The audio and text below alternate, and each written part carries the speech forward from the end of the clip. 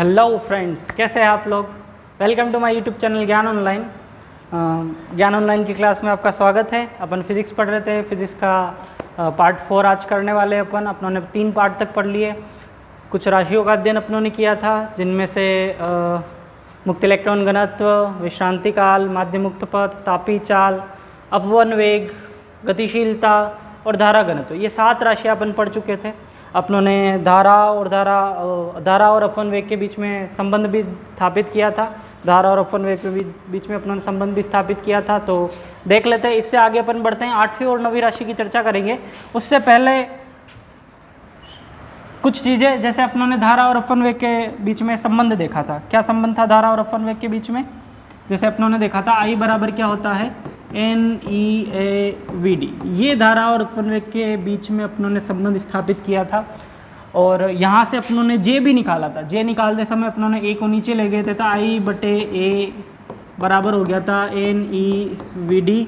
I/A को अपनों ने धारा घनत्व J लिख दिया था, जो NeVD हो गया था।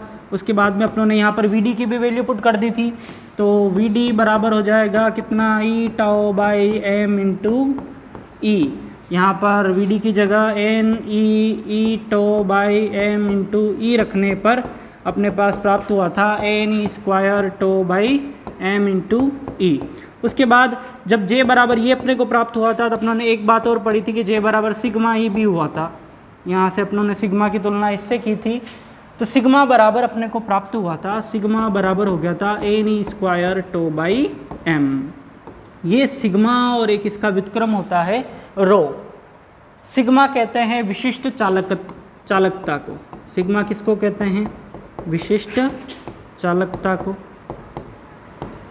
विशिष्ट चालकता, और विशिष्ट चालकता का जो व्युत्क्रम होता है वो होता है विशिष्ट प्रतिरोध या प्रतिरोधकता। तो इन दोनों राशियों का अपन अब अध्ययन करने वाले हैं। तो नेक्स्ट अपन हेडिंग लगा देते हैं। नई हेडिंग है। क्या हेडिंग है? विशिष्ट चालकता एंड विशिष्ट प्रतिरोध। 8वीं और 9वीं राशि अपन दोनों ही साथ में पढ़ने वाले हैं। 8वीं और 9वीं राशि है विशिष्ट चालकता तथा विशिष्ट प्रतिरोध। देखिएगा ध्यान से। विशिष्ट प्रतिरोध को प्रतिरोधकता भी कहा जाता है। प्रतिरोधकता भी कहा जाता है ना। विशिष्ट प्रतिरोध को प्रतिरोधकता भी कहा जाता है। विशिष्ट चालकता को सिग्मा से लिखा जाता है और विशिष्ट प्रतिरोध या प्रतिरोधकता को रो से लिखा जाता है। अभी अपनों ने जब तुलना की है, तब अपने पास कुछ चीज़ें सामने आई हैं। क्या चीज़ें सामने आई हैं? कि सिग्मा बराबर होता है Ne²/m। ये बात अपने पास आई है। सिग्मा विशिष्ट चालकता है। सिग्मा क्या है? विशिष्ट चालकता। विशिष्ट चालकता। और ये जो विशिष्ट चालकता होती है, ये निर्भर करती है पदार्थ की प्रकृति। पदार्थ की प्रकृति। पदार्थ की प्रकृति का मतलब पदार्थ किस चीज़ से बना है। तो तार है, वो आप कॉपर का यूज़ कर रहे हो, गोल्ड का यूज़ कर रहे हो या सिल्वर का यूज़ कर रहे हो, किस प्रकार की प्रकृति से पदार्थ निर्मित हुआ है उस पर निर्भर करता है। साथ में ये तापमान पर भी निर्भर करता है। किस पर निर्भर करता है? तापमान पर भी निर्भर करता है। कैसे निर्भर करता है, आगे चल के सारा देखने वाले हैं। चलो, तो ये है विशिष्ट चालकता, जिसको लिखते हैं सिग्मा से। इसके मात्रकों की चर्चा मैं प्रतिरोध पढ़ाते समय करूंगा। विशिष्ट चालकता और विशिष्ट प्रतिरोध के मात्रकों की चर्चा मैं प्रतिरोध पढ़ाते समय करूंगा। चलिए, विशिष्ट प्रतिरोध या प्रतिरोधकता की अगर मैं बात करूं, अगर मैं प्रतिरोधकता की बात करूं, तो प्रतिरोधकता को अपन रो से लिखते हैं। प्रतिरोधकता को अपन कैसे लिखते हैं? रो से लिखते हैं। रो जो होता है वो विशिष्ट चालकता का व्युत्क्रम होता है। सिग्मा का क्या होता है? उल्टा होता है। विशिष्ट प्रतिरोधकता या विशिष्ट प्रतिरोध या प्रतिरोधकता, सिग्मा का क्या होता है? उल्टा होता है, व्युत्क्रम होता है। इसकी परिभाषा भी यही होती है। विशिष्ट चालकता के व्युत्क्रम को विशिष्ट प्रतिरोध कहते हैं या प्रतिरोधकता कहते हैं। तो रो बराबर हो जाएगा 1/सिग्मा, और सिग्मा की अगर मैं वैल्यू रखूँ तो ये हो जाएगा Ne²/m। तो यहाँ से मेरे पास रो बराबर प्राप्त हो जाएगा m/Ne²। इसके मात्रकों की चर्चा मैं प्रतिरोध में करूँगा, तब तक देखते रहिए। चलिए, तो विशिष्ट चालकता और विशिष्ट प्रतिरोध ये दो राशियाँ हैं, इनकी चर्चाएं अपन आगे भी करते रहेंगे। विशिष्ट चालकता के व्युत्क्रम को क्या कहते हैं? विशिष्ट प्रतिरोध कहते हैं। क्या कहते हैं? विशिष्ट प्रतिरोध कहते हैं। मैं इस बात को भी लिख लेता हूँ कि विशिष्ट चालकता के व्युत्क्रम को विशिष्ट प्रतिरोध कहा जाता है। विशिष्ट चालकता के व्युत्क्रम, व्युत्क्रम मतलब उल्टा, व्युत्क्रम को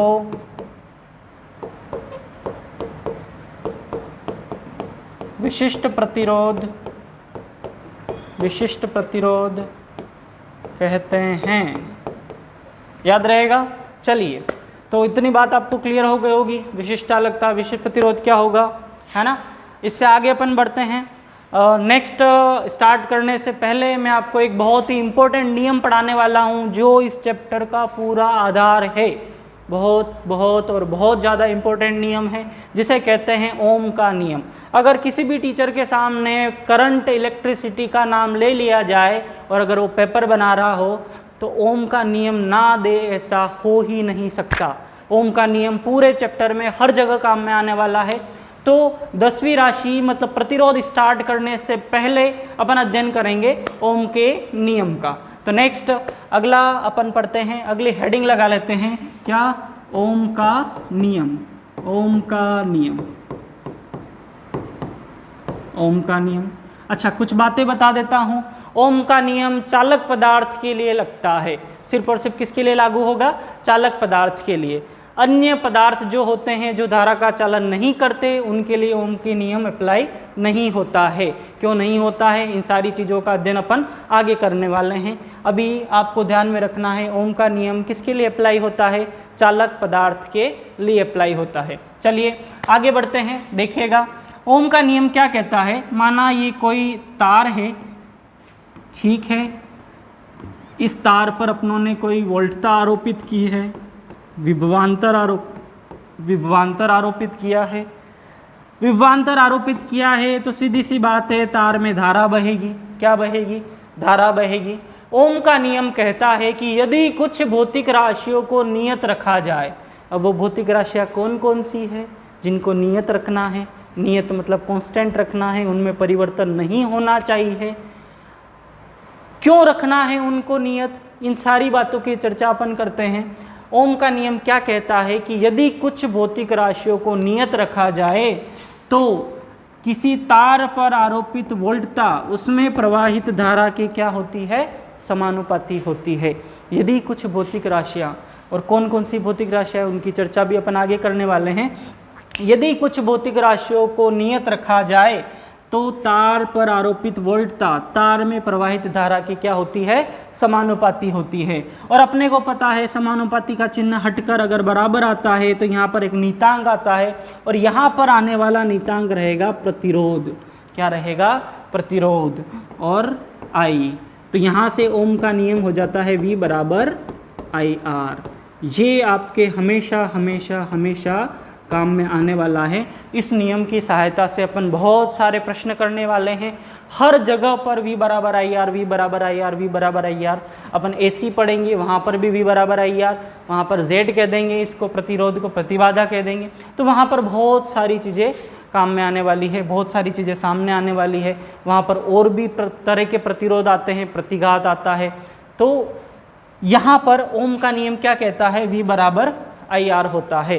कब? जब कुछ भौतिक राशियों को नियत रखा जाए। अब नियत क्यों रखा जाए और कौन सी भौतिक राशियों को नियत रखना है उनकी चर्चा अपन कर लेते हैं। जैसे V जो है वो I के समानुपाती होता है ओम के अनुसार। किसके अनुसार होता है? ओम के अनुसार। कब होता है? जब नीतांक के रूप में कौन आए? प्रतिरोध आए। नीतांक के रूप में किसका उपयोग किया है? प्रतिरोध का उपयोग किया है।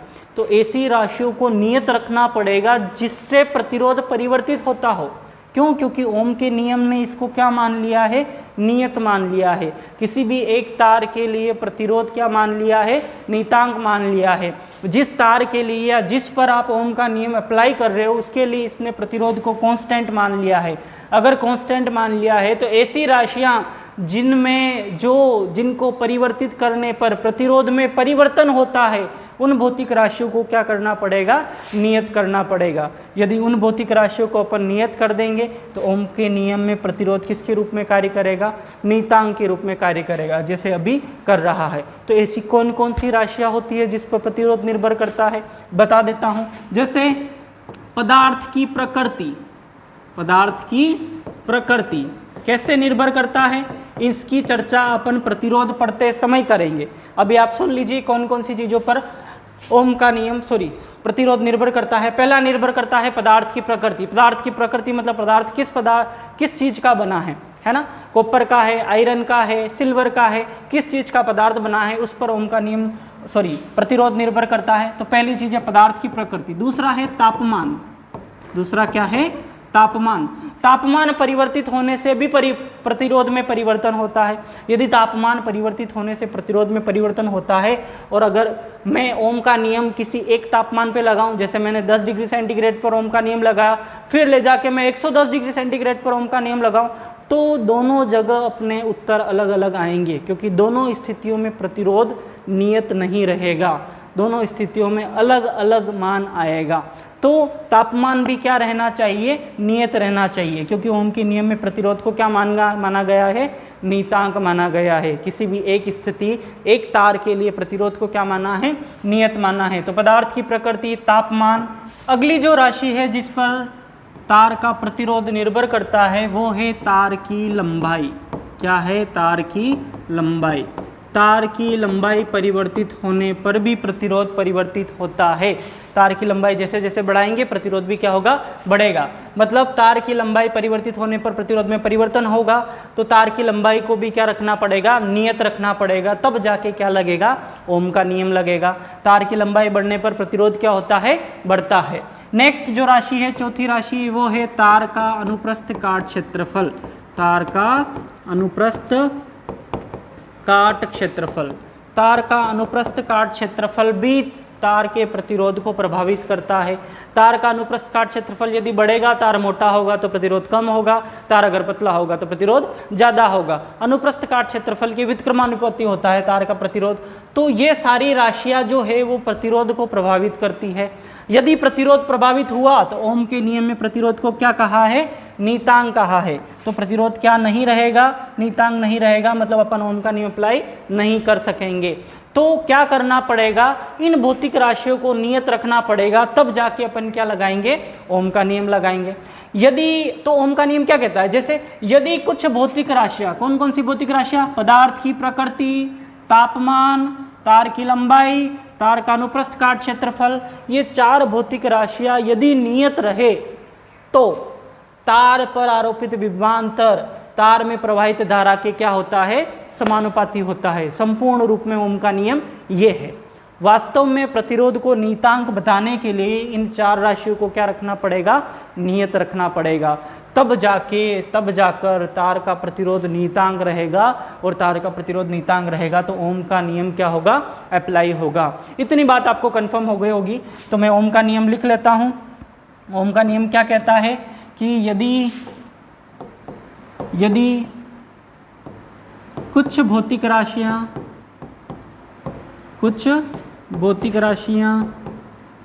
कौन कौन सी भौतिक राशियाँ, जैसे पदार्थ की प्रकृति,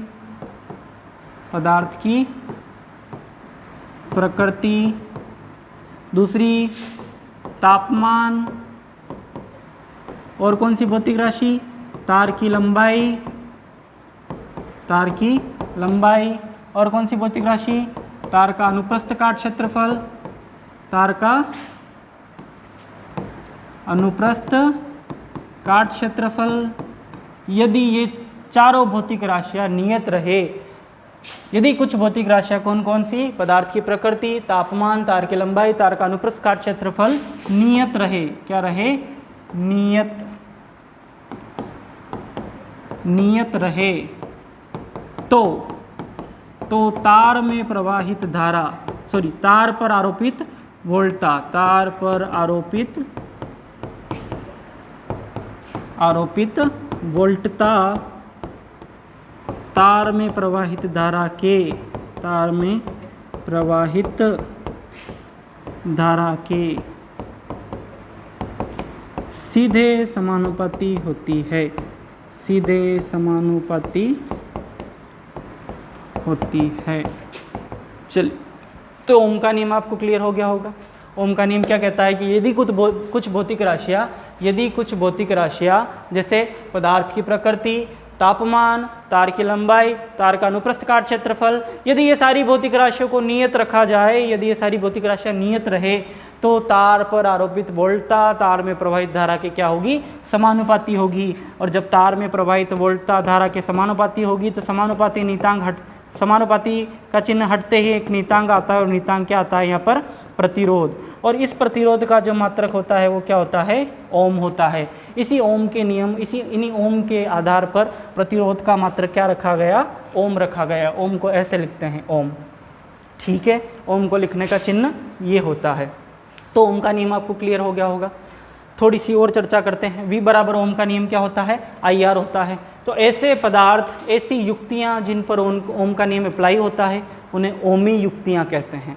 ओम का नियम लगने और न लगने के आधार पर पदार्थों को वापस दो भागों में बांट दिया, डिवाइसेस को दो भागों में बांटा है, युक्तियों को दो भागों में बांट दिया। ऐसी युक्तियाँ, ऐसे पदार्थ जिन पर ओम का नियम अप्लाई होता है, लागू होता है, उन्हें कहते हैं ओमी युक्तियाँ। ओमी युक्तियाँ मतलब जिन पर ओम का नियम लगता है, जैसे सभी धातुएं, सभी चालक पदार्थ ओम का नियम लागू होता है। और ऐसी युक्तियाँ, ऐसे पदार्थ जिन पर ओम का नियम नहीं लगता, उन्हें अनोमी युक्तियाँ कहते हैं। क्या कहते हैं, अनोमी युक्तियाँ। जैसे अर्धचालक पदार्थ, सिलिकॉन, जर्मेनियम, ट्रांजिस्टर, डायोड, ये जो सारी चीज़ें होती है इन पर ओम का नियम अप्लाई नहीं होता। क्यों नहीं होता, वो मैं अर्धचालक वाले चैप्टर में ही आपको पढ़ाऊंगा। अनोमी युक्तियाँ अपन वहाँ पर अध्ययन करेंगे। आपको अभी के लिए यह ध्यान में रखना है कि ऐसे पदार्थ, ऐसी डिवाइसेस जिन पर ओम का नियम अप्लाई होता है उन्हें ओमी युक्तियाँ कहते हैं, और ऐसी डिवाइसेस जिन पर ओम का नियम अप्लाई नहीं होता उन्हें अनोमी युक्तियाँ कहते हैं। एग्जाम्पल के लिए कौन कौन सी ऐसी डिवाइसेस है जिन पर ओम का नियम अप्लाई नहीं होता, अर्धचालक से जो भी पदार्थ बने होंगे उस पर ओम का नियम अप्लाई नहीं होता, जैसे डायोड हो गया, ट्रांजिस्टर हो गया, ऐसी चीज़ों पर ओम का नियम अप्लाई नहीं होता। तो ये सारी चीज़ें हैं। ओम का नियम आपको समझ में आ गया होगा कि यदि कुछ भौतिक राशियाँ जैसे तापमान, तार की लंबाई, तार का अनुप्रस्थ काट क्षेत्रफल, पदार्थ की प्रकृति, यदि ये सारी भौतिक राशियाँ नियत रहे तो तार पर आरोपित वोल्टता तार में प्रवाहित धारा की क्या होगी, समानुपाती होगी। और यहाँ पर अगर समानुपाती को हटाते हैं तो क्या आता है, एक नीतांक आता है, और नीतांक के रूप में यहाँ पर कौन कार्य करता है, प्रतिरोध कार्य करता है। चलिए आगे बढ़ते हैं। उम्मीद करता हूँ ये आपको समझ में आ गया होगा। अगर आपको ओम के नियम में कोई भी डाउट है, कोई भी संदेह है तो बेझिझक आप कमेंट कीजिए, मैं आपके आंसर दूंगा। चलिए आगे बढ़ते हैं। नेक्स्ट अगला देखते हैं। अपनों ने ओम का नियम देखा कि ओम का नियम V बराबर होता है क्या, IR।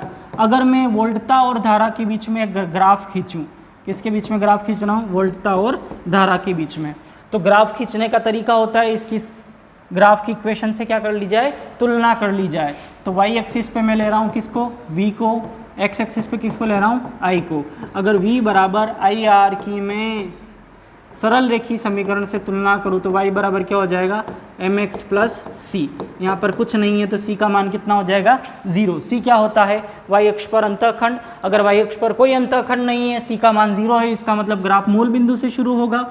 उसके बाद में y अक्ष पर मैंने ले लिया है v को, x अक्ष पर ले लिया है किसको, I को। तो m का जो रोल निभाएगा वो कौन निभाएगा, r निभाएगा। m का रोल कौन निभाएगा, r निभाएगा। अगर अपने को कहीं पर भी V और I के बीच में ग्राफ दे दिया जाए, V और I के बीच में क्या दे दी जाए, ग्राफ दे दिया जाए, तो ग्राफ का ढाल निकालकर अपन प्रतिरोध ज्ञात कर सकते हैं। ग्राफ का ढाल निकालकर अपन क्या ज्ञात कर सकते हैं, प्रतिरोध ज्ञात कर सकते हैं। यहाँ से अपने को पता चल रहा है कि m मतलब ढाल, ग्राफ का प्रतिरोध दिखाता है। चलो यहाँ पर देखते हैं। अगर मैं बनाऊँ, ढाल जो है वो पॉजिटिव है, ढाल क्या है, पॉजिटिव है, प्लस में r है, इसका मतलब ढाल का जो थीटा होगा वो 90 डिग्री से कम होगा, मतलब ग्राफ कुछ ऐसा बनने वाला है। ये थीटा हो जाएगा, थीटा है ना। यहाँ पर m बराबर tan थीटा बराबर क्या दिखाएगा, r को दिखाएगा। v बराबर IR होता है, तो यहाँ से r बराबर क्या हो जाएगा, v बटे I हो जाएगा। मैं एक बात और बता दूँ, इस फॉर्मूले से आपको ऐसा लग रहा होगा कि R जो होता है वो V और I पर निर्भर करता है, लेकिन ऐसी बात बिल्कुल गलत है। R V और I पर कतई निर्भर नहीं करता। R तभी डिसाइड हो जाता है जब तार को बनाया जाता है। तार की लंबाई, तार के एरिया, तार के अनुप्रस्थ काट क्षेत्रफल और पदार्थ की प्रकृति और तापमान, इन 4 चीज़ों से तार का जो होता है प्रतिरोध प्रभावित होता है। तार नहीं वोल्टता आरोपित की है, नहीं धारा प्रवाहित की है, तब भी उसका प्रतिरोध होता है।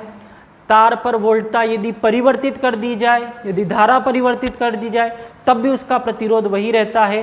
तार V और I पर कतई निर्भर नहीं करता। ये आप बात हमेशा ध्यान में रखेंगे। आपको प्रश्न में उलझाने की कोशिश ज़रूर की जाएगी कि वोल्टता और धारा परिवर्तित होने पर R में क्या परिवर्तन होगा, या इस फॉर्मेट में कोई प्रश्न बना दिया जाएगा। तो आप बिल्कुल इस बात का ध्यान रखोगे कि वोल्टता व तार की धारा पर R कतई निर्भर नहीं करता। R कतई निर्भर नहीं करता। R क्या है? R तार का क्या है? प्रतिरोध है। R तार का क्या है? प्रतिरोध है। तो वोल्टता और धारा पर R कभी निर्भर नहीं करता। तार का जो प्रतिरोध होगा वो वोल्टता और धारा पर निर्भर नहीं करेगा। ये बात अपन हमेशा ध्यान रखेंगे। अगर वोल्टता और धारा पर निर्भर नहीं करेगा तो फिर किस पर निर्भर करेगा? अभी अपनों ने 4 राशियाँ पढ़ी थी। क्या क्या? पदार्थ की प्रकृति, तापमान, तार की लंबाई और तार का अनुप्रस्थ काट क्षेत्रफल। इन राशियों पर तार का प्रतिरोध निर्भर करेगा। कैसे निर्भर करेगा? सारों का अध्ययन अपन प्रतिरोध में करने वाले हैं। उम्मीद है आपको ओम का नियम समझ में आया होगा। क्या ये बातें आपको क्लियर है? ओम के नियम पर अपन कुछ प्रश्न कर लेते हैं, आपको अच्छे से क्लियरिटी आ जाएगी। तो विशिष्ट चालकता और विशिष्ट प्रतिरोध आपको समझ में आ गया होगा। ओम का नियम आपको अच्छे से समझ में आ गया होगा, है ना। और ओम के नियम का ग्राफ भी आपको समझ में आ गया होगा। ग्राफ का ढाल प्रतिरोध को दिखाता है, लेकिन ध्यान रखना है कि ग्राफ जो दिया है वो V और I के बीच में दिया है या I और V के बीच में दिया है। अगर ग्राफ I और V के बीच में बना दिया जाए तब ढाल 1/R को दिखाएगा। अभी मैं प्रश्न करवा दूंगा, आपको और अच्छे से क्लियरिटी आ जाएगी। देखिए अपन एक प्रश्न करते हैं ओम के नियम के आधार पर। देखिएगा, जैसे ये ग्राफ बनाया V और I के मध्य, किसके मध्य ग्राफ बनाया? V और I के मध्य। और ऐसे 2 ग्राफ बना रखे हैं, ऐसे। इस ग्राफ को नाम दे देता हूँ A और इस ग्राफ को नाम दे देता हूँ क्या? B। ये θ1 है, ये θ2 है। तो आपको तुलना करनी है। क्या तुलना करनी है? कि किसका प्रतिरोध ज़्यादा होगा, किसका प्रतिरोध अधिक होगा, किसका प्रतिरोध अधिक होगा, है ना। A का या B का, किसका प्रतिरोध अधिक है, ये आपको तुलना करनी है। आप वीडियो को पुश कीजिए, करने की कोशिश कीजिए।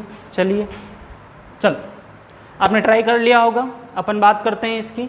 हाँ, तो सबसे पहले प्रतिरोध की बात की है तो V और I ग्राफ का जो ढाल होता है वो क्या दिखाता है? प्रतिरोध को दिखाता है। ढाल किसको दिखाता है? प्रतिरोध को दिखाता है। अच्छा, यहाँ पर मुझे दिख रहा है कि A का जो ढाल है, A का जो जो थीटा है वो B से ज़्यादा है ना। θ2 जो है वो θ1 से क्या है? ज़्यादा है। मतलब A का ढाल B के ढाल से क्या है? B के ढाल से क्या है? ज़्यादा है। A का ढाल B के ढाल से क्या है? ज़्यादा है। तो क्या A का प्रतिरोध भी B के प्रतिरोध से ज़्यादा होगा? सही बात है, A का प्रतिरोध भी B के प्रतिरोध से क्या होगा? ज़्यादा होगा। ये अपनों ने तुलना कर ली। क्या कर ली? तुलना कर ली। इस दौरान इसके ऊपर बहुत सारे प्रश्न बनते हैं। तो ओम के नियम के प्रश्न में आपको प्रतिरोध के संयोजन में और अच्छे से करवा दूंगा। अपन जब प्रतिरोध पढ़ेंगे तब ओम का नियम लगाना है। V बराबर IR बहुत सारी जगह उपयोग में आएगा। चलिए, तो ओम का नियम आपको अच्छे से समझ में आ गया होगा। ग्राफ से प्रश्न कैसे बनते हैं? यदि ग्राफ को उल्टा कर दिया जाएगा तो फिर ग्राफ का जो ढाल है वो 1/R को दिखाएगा। तो फिर जिसका ढाल ज़्यादा होगा उसका प्रतिरोध कम हो जाएगा। ठीक है, अगर उत्क्रमणानुपाती हो गया तो, अगर ग्राफ I और V के बीच में बन गया तो, अभी ग्राफ V और I के बीच में है। ये सारी बातें आपको समझ में आ रही होगी, उम्मीद करता हूँ। चलिए, इससे आगे अपन बढ़ते हैं। अगली 10वीं राशि का अध्ययन करते हैं। 10वीं और सबसे खास राशि प्रतिरोध। प्रतिरोध से ही आगे सब कुछ बढ़ने वाला है। अभी तक अपनों ने 9 राशियों का अध्ययन कर लिया है। मैं आपको एक एक करके गिनवा देता हूँ। अपनों ने मुक्त इलेक्ट्रॉन घनत्व पढ़ा है ना। अपनों ने माध्य मुक्त पथ पढ़ा है। मुक्त इलेक्ट्रॉन घनत्व क्या होता है? एकांक आयतन में उपस्थित इलेक्ट्रॉनों की संख्या को क्या कहते हैं? मुक्त इलेक्ट्रॉन घनत्व कहते हैं। माध्य मुक्त पथ क्या होता है? किसी भी विलगित तार में मुक्त इलेक्ट्रॉन पाए जाते हैं। मुक्त इलेक्ट्रॉन तापीय ऊर्जा प्राप्त करके यादृच्छिक गति करते हैं तो एक दूसरे से टकराएंगे, और जब एक दूसरे से टकराएंगे तो दो टक्करों के बीच में, दो क्रमागत टक्करों के बीच में जो चली गई औसत दूरी होती है उसे माध्य मुक्त पथ कहते हैं। उसके बाद में अपनों ने विश्रांति काल पढ़ा था। वैसे जब इलेक्ट्रॉन टकरा रहे हैं तो टकराने में जो समय लगेगा उसको अपनों ने क्या कह दिया था? विश्रांति काल कह दिया था। उसके बाद में अपनों ने तापीय चाल का अध्ययन किया था। तापीय चाल क्या होती है? जब विलगित चालक होता है तो विलगित चालक तापीय ऊर्जा प्राप्त करता है तापमान से, और उसमें जो इलेक्ट्रॉन होते हैं तापीय ऊर्जा प्राप्त करके यादृच्छिक गति करते हैं। जिस चाल से वो गति करेंगे तापीय ऊर्जा प्राप्त कर उसको अपनों ने क्या कहा था? तापीय चाल कहा था। इसकी कोटि भी अपनों ने देखी थी, है ना। रूम टेम्परेचर पर तापीय चाल जो होती है वो 10⁵ मीटर पर सेकेंड होती है ना। चलिए, उसके बाद में अपनों ने पांचवी राशि का जो अध्ययन किया था, पांचवी राशि में अपनों ने अपवन चाल पढ़ा था। अपवन चाल में अपनों ने तार को बाइसित कर दिया था, अर्थात तार पर क्या लगा दी थी? बैटरी लगा दी थी। तार पर बैटरी लगाने के बाद में क्या हो गया था? विभवांतर आरोपित हो गया था, विद्युत क्षेत्र आरोपित हो गया था। सारे ही इलेक्ट्रॉन एक निश्चित दिशा में व्यवस्थित होकर गति करने लग गए थे, है ना। तो तार पर विद्युत क्षेत्र आरोपित करने के बाद में सारे इलेक्ट्रॉन विद्युत क्षेत्र और तापमान के संयुक्त प्रभाव के कारण गति करते हैं, विद्युत क्षेत्र की विपरीत दिशा में गति करते हैं, है ना। इलेक्ट्रॉन जो होते हैं वो माइनस से प्लस की ओर जाते हैं। तब जो इलेक्ट्रॉन का वेग होता है उस वेग को क्या कहते हैं? अपवन वेग कहते हैं, है ना। इलेक्ट्रॉनों की गति करने के कारण इलेक्ट्रॉनों की विपरीत दिशा में या विद्युत क्षेत्र की दिशा में धारा उत्पन्न होती है, अपने को पता है, ठीक है। उसके बाद में एक और राशि अपनों ने पढ़ी थी, गतिशीलता। एकांक विद्युत क्षेत्र के अपवन वेग को क्या कहते हैं? गतिशीलता कहते हैं, है ना। उसके बाद में अपनों ने धारा घनत्व का अध्ययन किया था। धारा घनत्व क्या था? तार के एकांक काट क्षेत्रफल से बहने वाली धारा को क्या कहते हैं? धारा घनत्व कहते हैं। धारा घनत्व के बाद में आज अपनों ने जिन राशियों का अध्ययन किया, 8वीं और 9वीं राशि, चालकता, विशिष्ट चालकता, चालकत्व जिसको कहते हैं, या प्रतिरोधकता का अपनों ने अध्ययन किया, है ना।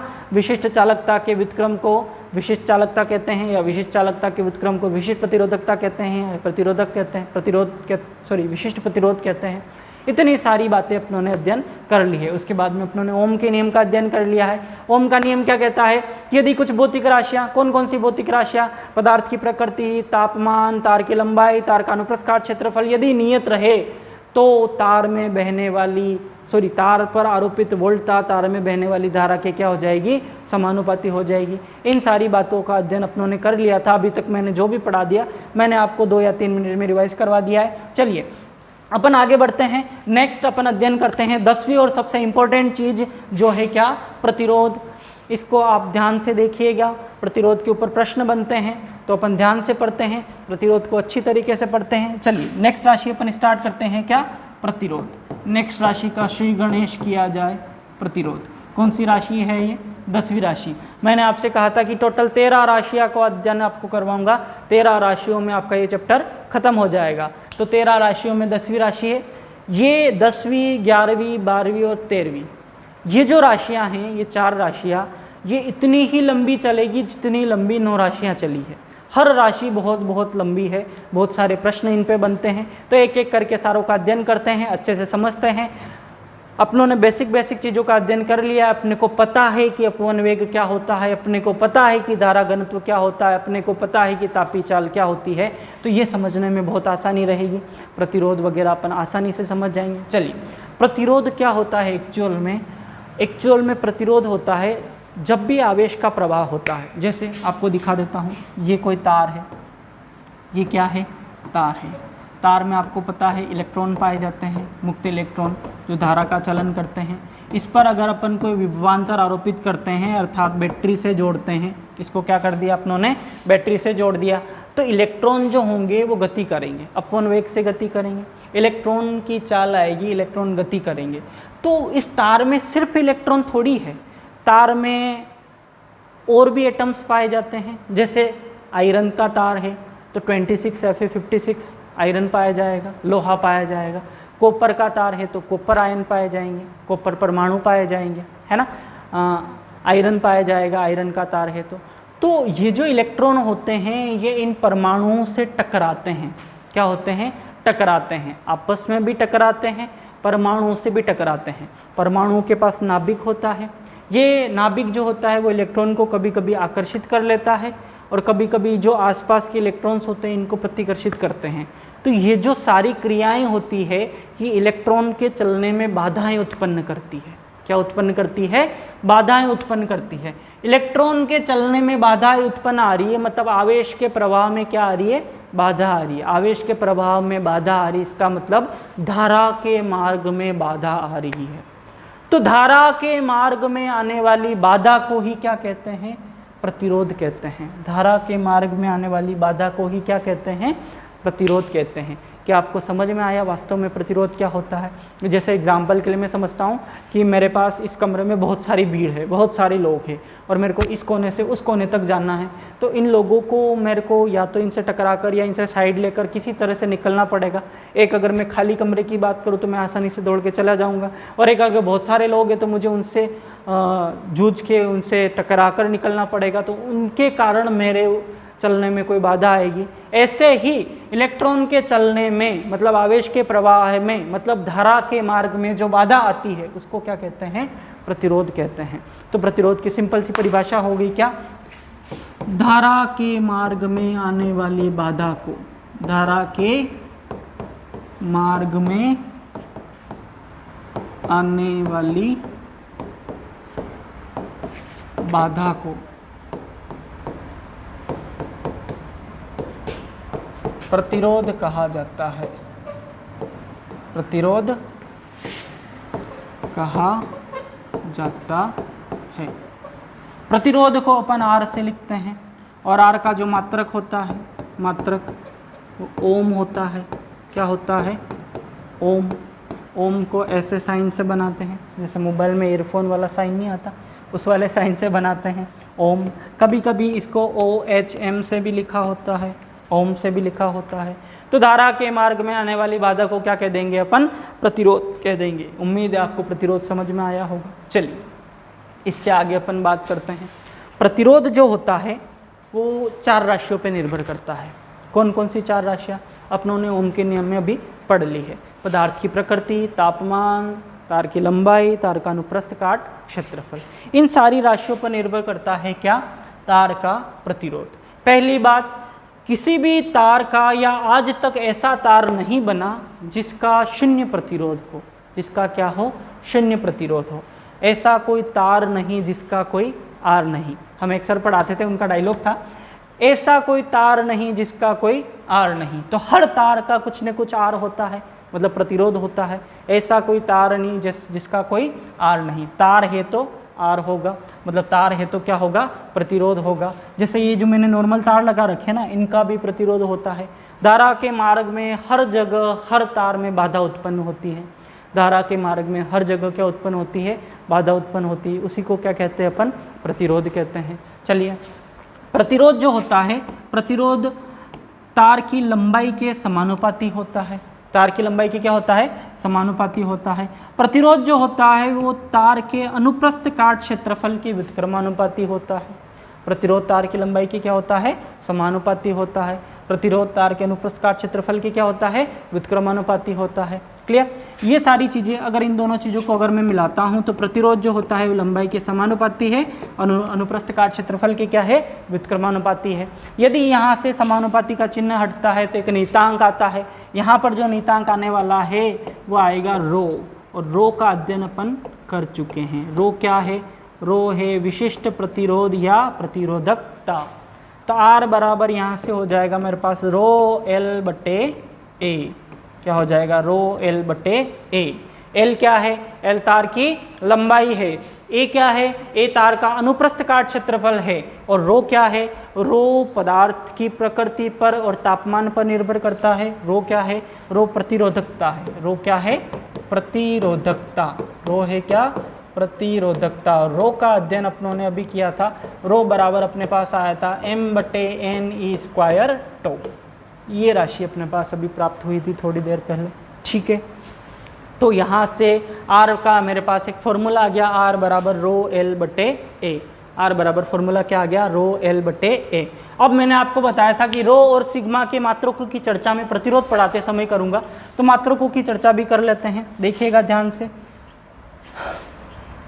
देखिएगा आर बराबर क्या आया अपने पास, रो एल बटे ए। आर का मात्रक अपने को पता है ओम होता है, एल का मात्रक अपने को पता है मीटर होता है, एरिया का मात्रक अपने को पता है मीटर स्क्वायर होता है। यहाँ से रो बराबर अगर मैं निकालूँ तो क्या हो जाएगा, आर ए बटे एल। तो आर का मात्रक ओम रख दिया, एरिया का मात्रक मीटर स्क्वायर रख दिया, और लंबाई का मात्रक क्या रख दिया, मीटर से मीटर क्या हो गया, कैंसिल हो गया। तो यहाँ से मेरे पास रो का जो मात्रक बचा है वो बचा है ओम इंटू मीटर। तो रो का मात्रक क्या हो जाएगा, ओम इंटू मीटर। और अपन कहते हैं कि सिग्मा जो होता है वो रो क्या होता है, उल्टा होता है। प्रतिरोध, विशिष्ट प्रतिरोध के व्युत्क्रम को क्या कहते हैं, विशिष्ट चालकता कहते हैं, है ना। प्रतिरोधकता के व्युत्क्रम को विशिष्ट चालकता या चालकत्व कहते हैं। चलिए, तो सिग्मा जो होगा रो का उल्टा हो जाएगा, मतलब सिग्मा का मात्रक भी क्या हो जाएगा, रो का उल्टा, 1 ओम इंटू मीटर। तो ये हो जाएगा ओम इनवर्स मीटर इनवर्स। तो सिग्मा का मात्रक क्या हो गया, ओम इनवर्स मीटर इनवर्स, रो का मात्रक क्या हो गया, ओम इंटू मीटर। तो मात्रकों की चर्चा अपनों ने कर ली। चलिए वहीं पर जाकर वापस लिख देते हैं जो भी अपनों ने पढ़ा था। कहाँ पर पढ़ा था, ये रह गया। यहाँ से सिग्मा का मात्रक क्या हो गया, ओम इनवर्स मीटर इनवर्स। यहाँ से रो का मात्रक क्या हो गया, रो का मात्रक हो गया क्या, ओम इंटू मीटर। चलिए आगे बढ़ते हैं फटाफट। हाँ, तो प्रतिरोध की चर्चा कर रहे थे, मात्रक अपनों ने देख लिए। प्रतिरोध का मात्रक ओम होता है, ये अपनों ने देख लिया। प्रतिरोध जो होता है, प्रतिरोध का फॉर्मूला आया अपने ने रो एल बटे ए। ये बनावट का फॉर्मूला है, लंबाई एरिया तभी जब तार बन रहा होता है तब ये फिक्स हो जाता है। प्रतिरोधकता भी तार की प्रकृति और तापमान पे निर्भर करती है। तापमान रूम टेम्परेचर लगभग नियत रहता है ना। और अगर मैं बात करूँ रो की, तो रो जो है वो तार पदार्थ की प्रकृति मतलब एक बार तार बन गया तो पदार्थ की प्रकृति फिक्स हो गई। तार कॉपर का है तो कॉपर का रहेगा, तार आयरन का है तो आयरन का रहेगा। मतलब जो प्रतिरोध होता है वास्तव में इन 4 राशियों पर निर्भर करता है, पदार्थ की प्रकृति, तापमान, लंबाई और तार का अनुप्रस्थ का क्षेत्रफल। तार का जो प्रतिरोध होगा वो आरोपित वोल्टता और उसमें बहने वाली धारा पर निर्भर नहीं करता। यह बात आप हमेशा ध्यान रखोगे। चलिए, तो ये चीज़ें आपने देख ली होगी। इसके ऊपर अपन थोड़े से प्रश्न कर लेते हैं। मैं आपको कोई तार दे देता हूँ, उसकी लंबाई दे देता हूँ, उसका प्रतिरोधकता दे देता हूँ, एरिया दे देता हूँ और आपसे कह देता हूँ कि क्या निकालना है, प्रतिरोध निकालना है। ये छोटे छोटे हल्के हल्के से प्रश्न आपने 10वीं क्लास में किए होंगे। अगर आपके पास हो तो आप कर लीजिएगा। क्या, यदि रो दिया हो, एल दिया हो और ए दिया हो और क्या पूछ ले, आर पूछ ले, तो गुणा भागी करना है। आप इन प्रश्नों को अच्छे से कर लेना। पता चला बड़े बड़े प्रश्न करने में छोटे छोटे प्रश्नों में आप अटक गए, तो ऐसा ना हो इसलिए अच्छे से प्रैक्टिस कीजिए, छोटे छोटे प्रश्नों पे भी ध्यान दीजिए। चलिए अपन आगे बढ़ते हैं नेक्स्ट। इसके बाद अपन देखते हैं प्रतिरोध की निर्भरता। प्रतिरोध की निर्भरता, प्रतिरोध किस किस राशि पर और किस किस हिसाब से निर्भर करता है वो अपन देखते हैं। तो प्रतिरोध की निर्भरता में सबसे पहली चीज अपन देखते हैं। सबसे पहली चीज है तार की लंबाई। तार की क्या लंबाई, तार की लंबाई पर प्रतिरोध किस प्रकार से निर्भर करने वाला है, ये चीजें अपन देखेंगे। ठीक है, तो अभी अपनों ने देखा कि R बराबर होता है रो एल बटे ए। R बराबर क्या होता है, रो एल बटे ए। ठीक है, रो क्या है, रो है प्रतिरोधकता या विशिष्ट प्रतिरोध, एल क्या है, तार की लंबाई है, एरिया क्या है, तार का अनुप्रस्थ काट क्षेत्रफल है। रो एक तार के लिए फिक्स हो गया, नियतांक हो गया। तो यहाँ से प्रतिरोध जो होगा वो तार की लंबाई के क्या हो जाएगा, समानुपाती हो जाएगा। प्रतिरोध जो होगा वो किसके समानुपाती हो जाएगा, तार की लंबाई के समानुपाती हो जाएगा। चलिए, कब समानुपाती होगा, जब एरिया को मैं क्या कर दूं, कांस्टेंट कर दूं, एरिया क्या रहे, नियत रहे। जब तार का अनुप्रस्थ काट क्षेत्रफल नियत है तो तार का प्रतिरोध जो होगा वो तार की लंबाई के क्या होगा, समानुपाती होगा। मतलब लंबाई बढ़ाने पे प्रतिरोध क्या होगा, बढ़ेगा, और लंबाई घटाने पे प्रतिरोध भी क्या होगा, घटेगा। इतनी बात क्लियर है। अर्थात R1 बटे R2 बराबर क्या हो जाएगा, L1 बटे L2। अगर कोई L1 लंबाई पर किसी तार का प्रतिरोध R1 है तो L2 लंबाई पर तार का प्रतिरोध क्या हो जाएगा, R2 हो जाएगा। लंबाई को कम करूँगा तो R2 भी कम हो जाएगा, लंबाई को बढ़ाऊँगा तो R2 भी क्या हो जाएगा, बढ़ जाएगा। ये सारी राशियाँ हैं। चलिए इनकी बातें करते हैं, देखिएगा ध्यान से। तो तार का प्रतिरोध लंबाई की क्या हो गया, समानुपाती हो गया। कब, जब एरिया क्या हो, नियत हो। एरिया क्या हो, नियत हो। आगे अपन एक और चीज़ देखते हैं जो बिल्कुल विशेष है। विशेष चीज़ क्या है कि तार का प्रतिरोध जो है वो लंबाई के समानुपाती है और एरिया की व्युत्क्रमानुपाती है। ये जो तार का प्रतिरोध लंबाई के समानुपाती है, इसमें मैंने एरिया को क्या माना है, कांस्टेंट माना है। एरिया को क्या माना है, कांस्टेंट माना है। यदि प्रश्न में आपको एरिया का कांस्टेंट ना कहकर ऐसा कह दे कि तार का आयतन नियत है, क्या नियत है, तार का आयतन नियत है, या फिर ऐसा कह दिया जाए कि तार को खींचकर लंबा कर दिया गया, खींचकर लंबा किया, इसका मतलब तार लंबा तो हुआ है, साथ में उसका एरिया भी क्या हो गया, पतला हो गया, एरिया भी क्या हो गया, कम हो गया। यदि तार को खींचकर लंबा करेंगे, लंबा तो होगा लेकिन साथ साथ में एरिया भी क्या होगा, कम होगा। तार का एरिया भी क्या होगा, कम होगा। अनुप्रस्थ काट क्षेत्रफल भी क्या होगा, कम होगा। चलिए, यदि तार का अनुप्रस्थ काट क्षेत्रफल भी कम हो रहा है तार की लंबाई खींच के बढ़ाने से, मतलब तार का आयतन तो नियत है, तार का जो कुल आयतन है वो क्या रहेगा, नियत रहेगा। तो ऐसी स्थिति में तार का आयतन नियत है, इसका मतलब एरिया इंटू लंबाई नियत है। एरिया इंटू लंबाई क्या है, नियत है, क्योंकि आयतन बराबर क्या होता है, एरिया इंटू लंबाई होता है। आयतन बराबर क्या होता है, एरिया इंटू लंबाई होता है। तो यहाँ से अगर मैं बात करूँ तो लंबाई जो होगी वो 1/, एरिया के व्युत्क्रमानुपाती हो जाएगी, क्योंकि एरिया इंटू लंबाई क्या है, नियत है। तो लंबाई जो होगी वो एरिया की क्या हो जाएगी, व्युत्क्रमानुपाती हो जाएगी। क्लियर, लंबाई एरिया की व्युत्क्रमानुपाती हो गई, मतलब तार का जो प्रतिरोध है वो L इंटू 1/A के समानुपाती है। ठीक है, तो 1/A की जगह मैं वापस क्या रख दूँ, लंबाई रख दूँ। तो यहाँ से R प्रोपोर्शनल हो जाएगा लंबाई, और एरिया की जगह 1/, एरिया की जगह भी क्या रख दिया, लंबाई रख दिया। तो R जो है वो L² के क्या हो गया, समानुपाती हो गया। ये कब हुआ, जब तार का आयतन क्या है, नियत है। या प्रश्न में ऐसा कहा जाए, क्या कहा जाए, तार को खींचकर लंबा किया। क्या कहा, तार को खींचकर लंबा किया। तार को खींचकर लंबा करेंगे तो एरिया क्या हो जाएगा, कम हो जाएगा, दोनों राशियाँ प्रभावित होगी। अच्छा सुनो, पहले वाले केस में एरिया को क्या मान लिया था, कांस्टेंट मान लिया था। पहले वाले केस में एरिया कांस्टेंट था तो तार का जो प्रतिरोध था वो लंबाई के सीधे समानुपाती हो गया था। दूसरे वाले केस में क्या हुआ, तार का आयतन कांस्टेंट है, तार का आयतन कांस्टेंट है, एरिया कांस्टेंट नहीं है। तार को खींच के लंबा कर रहे हैं, जब तार को खींच के लंबा करें तो एरिया कांस्टेंट थोड़ी रहेगा, एरिया पतला हो जाएगा, है ना। ये तार को कंप्रेस कर रहे हैं तो एरिया मोटा हो जाएगा, तार की लंबाई कम हो जाएगी। मतलब दोनों ही स्थिति में लंबाई और एरिया दोनों ही परिवर्तित होंगे। इस स्थिति में क्या कांस्टेंट रहेगा, तार का आयतन कांस्टेंट रहेगा। आयतन कांस्टेंट रहेगा मतलब एरिया इंटू लंबाई क्या रहेगी, कांस्टेंट रहेगी। एरिया इंटू लंबाई कांस्टेंट रहेगी मतलब लंबाई जो है वो एरिया की क्या हो जाएगी, व्युत्क्रमानुपाती हो जाएगी। मतलब लंबाई बढ़ाएंगे तो एरिया कम होगा, है ना। लंबाई को कम करेंगे, तार को कंप्रेस करेंगे तो एरिया क्या हो जाएगा, बढ़ जाएगा। इतनी बात क्लियर है। यदि ऐसी चीज़ें हो रही है तो यहाँ पर मैंने 1/, एरिया को हटा के क्या रख दिया, लंबाई रख दिया। यहाँ से तार का जो प्रतिरोध है वो लंबाई के क्या हो गया, स्क्वायर के समानुपाती हो गया। तो अपने को प्रश्न में ध्यान रखना है कि प्रश्न यदि कुछ ना कहे तो अपन पहले वाले केस की बात करेंगे जिसमें एरिया क्या है, कांस्टेंट है ना। अगर प्रश्न में कह दिया जाए तार को खींचकर लंबा किया, या ऐसा कोई संकेत दे जिससे आपको पता चले कि तार का आयतन क्या है, नियत है, तो अपन दूसरे वाले केस की बात करेंगे। इस वाले केस में तार का जो प्रतिरोध है वो लंबाई की क्या हो गया, स्क्वायर के समानुपाती हो गया। तो यहाँ से R1/R2 बराबर क्या हो जाएगा, L1/L2 का होल स्क्वायर हो जाएगा। अरे यार ये बात समझ में। चलिए, तो ये सारी चीज़ें अपनों ने देखी है। प्रतिरोध की जो निर्भरता है तार की लंबाई पर अपनों ने देख ली है। नेक्स्ट, प्रतिरोध की निर्भरता तार के क्षेत्रफल पर, तापमान पर, इनकी चर्चा अपन अगली क्लास में करेंगे। आज के लिए अपन इतना ही रखते हैं। उम्मीद करता हूँ आपको प्रतिरोध, ओम का नियम, चालकता विशिष्ट चालकता, विशिष्ट प्रतिरोध, प्रतिरोधकता, ये सारी चीज़ें अच्छे से समझ में आई होगी। अगर आपको इन चीज़ों में कोई भी डाउट हो तो आप बेझिझक होकर कमेंट कीजिए। प्रतिरोध की निर्भरता के ऊपर अपन कुछ प्रश्न भी करेंगे, उन प्रश्नों का भी अध्ययन अपन नेक्स्ट क्लास में करेंगे। आज के लिए इतना ही रखते हैं। Thank you.